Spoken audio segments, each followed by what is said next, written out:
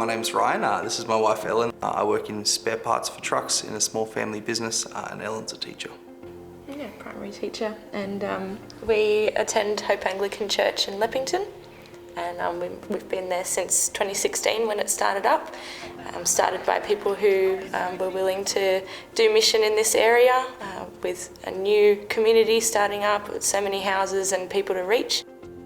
Back when the church started, there was only about 30 to 35 people involved in the launch team, and that 35 grew quickly to 60, 70 to 120 people, 150 people in the mornings. Then we've grown into 2 services, and I think have about 250 adults each Sunday morning at church.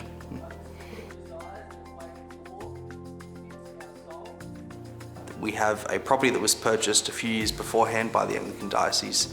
I was floored initially when we found out about the Greenfields levy and what that meant for our church. Each church in Sydney that are able to would give 2% of their offertory over a few years in order to purchase land in new communities. So they purchased, I think we're on 5 acres. So that was done before the houses, before the people were there.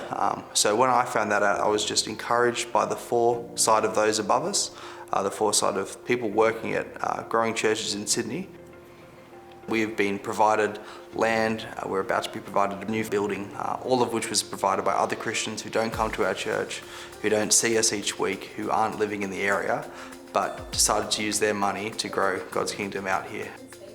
It's hard for that generosity not to be contagious. When you've been given a lot as a church, that's a lot of responsibility as a church as well, in what we do with the assets we've been given and how we can use those to better serve the area we're in.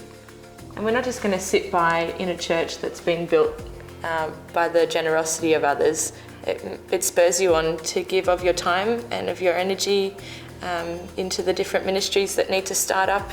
Well, we've seen multiple people that travel a large distance. They give up a lot of their time to be involved in our church each week. We've seen people that are selling their houses and moving into the area purely for the sake of church. Okay, we've got to get into this mindset, right? Isn't this true, that Australia is not our home, right? You and me, if we're in Christ Jesus, our passports are stamped citizens of heaven. Right, that's where I remember our pastor Luther saying we hadn't even started our morning meetings on a Sunday, and he said we need to be thinking about the next church plant that we're doing. And I've gone, hang on a minute, we haven't even started this one. But it's just that future planning and going, well, the reality is there's going to be 200,000 houses. That's heaps and heaps of people that don't know the Lord. So we need to be thinking, who can go from this group and start the next church, probably in 5 years' time.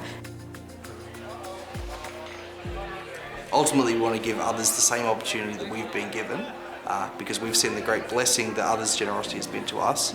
So why wouldn't we want to be involved in trying to replicate that for others? Yeah.